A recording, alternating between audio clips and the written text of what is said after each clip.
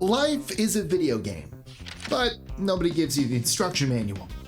Some people just seem to know the shortcuts for free upgrades, avoiding fees, and getting perks. They're not lucky, they just know the cheat codes. I'm Michael List 25, and here are 25 real-life cheat codes to outsmart the system. 25. Cancel for better deals. When you call to cancel a subscription, you usually get transferred to a retention team. Their entire job is to stop you from leaving, and they have access to discounts and free months that regular reps don't. You don't even have to actually cancel. Just start the process calmly and see what they offer. Companies spend way more money acquiring new customers than keeping existing ones, so the math is always in your favor. 24. Write everything down. 4 words will win almost any dispute for you. I have it here. Whenever you deal with a company about a refund or a complaint, write down the date and who you spoke with. Follow up phone calls with a quick email confirming the conversation. People can easily deny things they said out loud, but they cannot argue with a written record. Documentation beats memory every single time. 23. Quote actual rules. Most people argue using emotion against a system built entirely on rigid policies.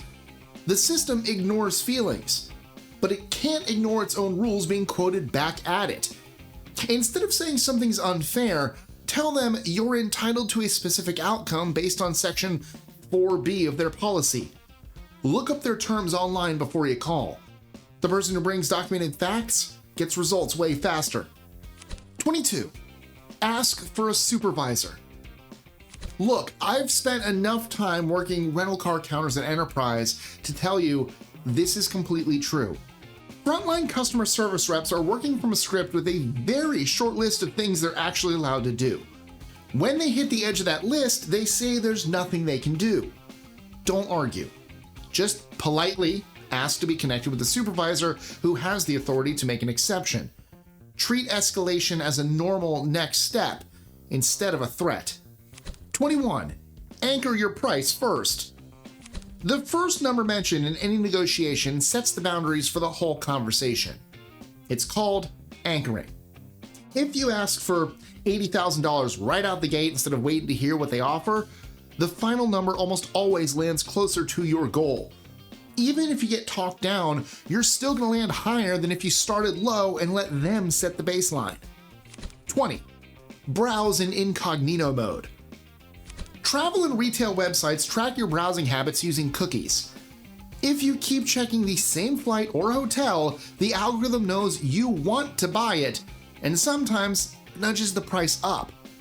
Searching in an incognito or private browsing window clears that behavioral data and usually drops the price back down to normal. It takes 10 seconds to do and costs you absolutely nothing. 19. Be ready to walk.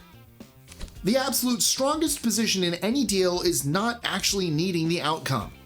When you can genuinely walk away, it shows confidence and proves you're not desperate. The other party senses that immediately. Walking away doesn't necessarily end the conversation either. It usually just resets it on better terms because people value things they're afraid of losing. 18.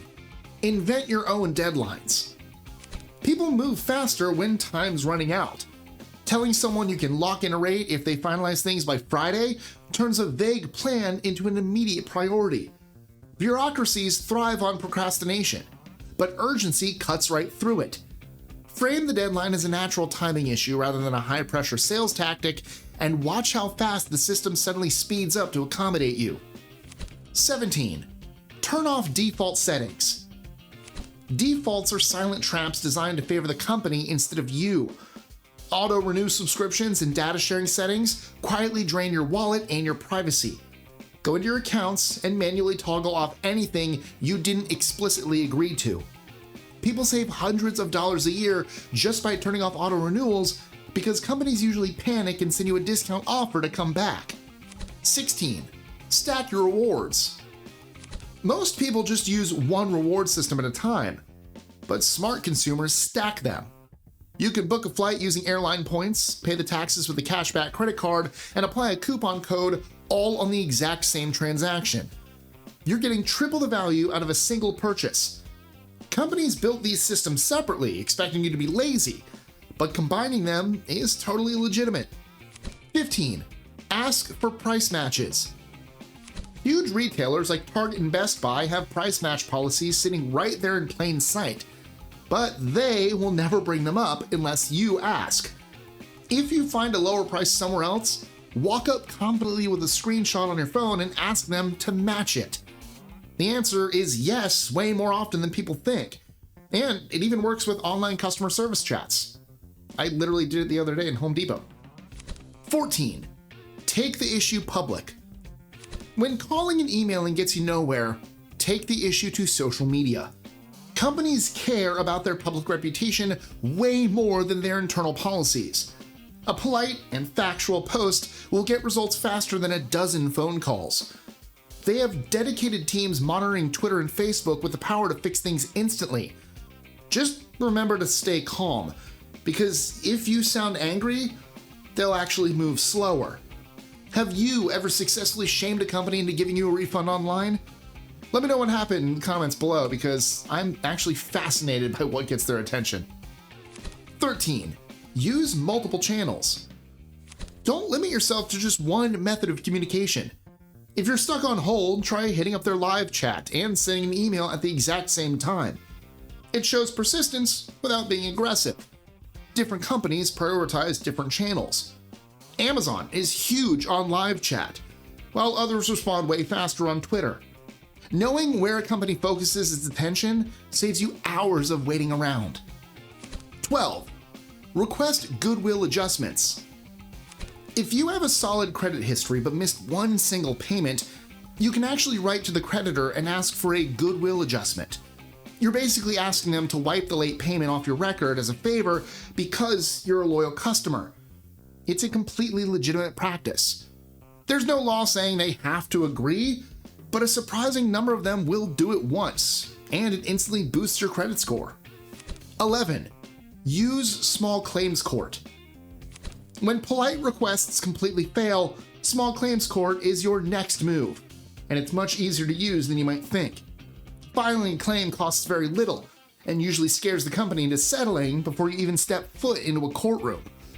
Businesses hate having a formal legal record of complaints. You can usually file the paperwork online, and just sending it proves you're serious. 10. Hit the dispute button. If a seller refuses to give you a refund or just completely ghosts you, use the chargeback feature on your credit card. It's a federal consumer right. You just file a dispute through your bank with your receipts, and they will temporarily reverse the charge while they investigate. Companies are terrified of chargebacks because it hurts their standing with payment processors. Sometimes just saying the word chargeback is enough to get your money refunded instantly. 9. Ask for exceptions. Policies exist to protect companies, but exceptions exist to protect people. When you ask someone to bend the rules, you're relying on their empathy instead of a rigid procedure. The trick here is your tone. Be super respectful and never act entitled. Give the employee a good reason to justify the exception to their boss, like explaining a circumstance that was out of your control. People actually like being helpful if you give them the chance. 8. Time your requests properly. Timing can easily turn a no into a yes. Calling customer service at 8 in the morning means you get a rep who's fresh instead of completely burned out.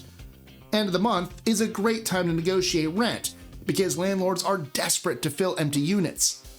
You want to line up your requests within natural cycles of business because the exact same question will get a totally different answer depending on when you ask it. 7. Call hotels directly. Third-party booking sites take a massive commission out of every room they rent. Hotels know this, and they would usually rather pass those savings on to you than hand the cut to an app. Call the front desk directly and ask if they can beat the price you found online. Booking direct also gives the hotel way more freedom to give you a room upgrade or a late checkout because you are an actual customer and not just a transaction number. 6. Check for free warranties. Most major credit cards automatically double the manufacturer's warranty on anything you buy with them, and it costs you absolutely nothing. You don't even have to register for it. If your new TV comes with a 1-year warranty, paying with the right card bumps it up to 2 years. People throw away thousands of dollars in free electronics protection without ever realizing the perk is sitting right there in their wallet. 5. Ask them to waive fees. Overdraft charges and late fees are way more negotiable than banks want you to know. Most financial institutions give their reps the power to waive a certain number of fees per year for good customers, but they'll never offer to do it proactively. All you have to do is politely ask if they can waive the charge as a courtesy. Banks do this constantly because losing you over a $30 fee is terrible for business. 4. Use third-party evidence. When your own arguments aren't working, bring in some backup. Mentioning a consumer protection agency or quoting an expert opinion gives your complaint instant credibility. You stop looking like an angry customer and start looking like someone who actually did their homework.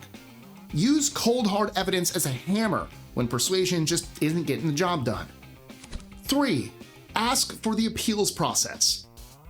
If your request gets denied, don't immediately start arguing. Take a breath and ask them what the formal appeals process is. Bureaucracies function entirely on procedure. When you ask about the process, you're playing inside their system instead of fighting against it. It keeps the conversation calm and proves you know your rights. Almost every system has a path to challenge a decision, but most people just never bother to ask where it is. 2. Negotiate the entire package. Negotiation isn't just about bringing the price down. It's about getting more total value out of the deal. If a seller refuses to budge on the cost, ask them to throw in free shipping or an extended warranty. If your new boss won't raise the salary, ask for more work-from-home days.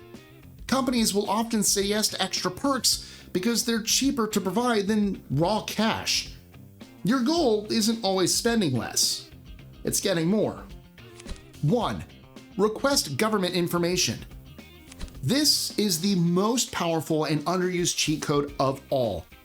The Freedom of Information Act gives you the legal right to access government data and internal emails that directly impact your life.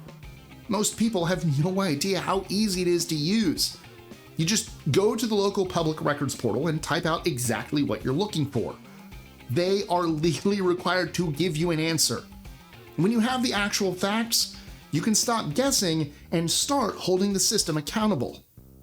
These tricks can genuinely change how you navigate the system. It's all about knowing the rules better than the people enforcing them. If you want more leverage, check out our next video on 25 negotiation tricks that feel illegal to know. As always, I'm Mike Estrin. Stay curious, and I'll see you in the next one.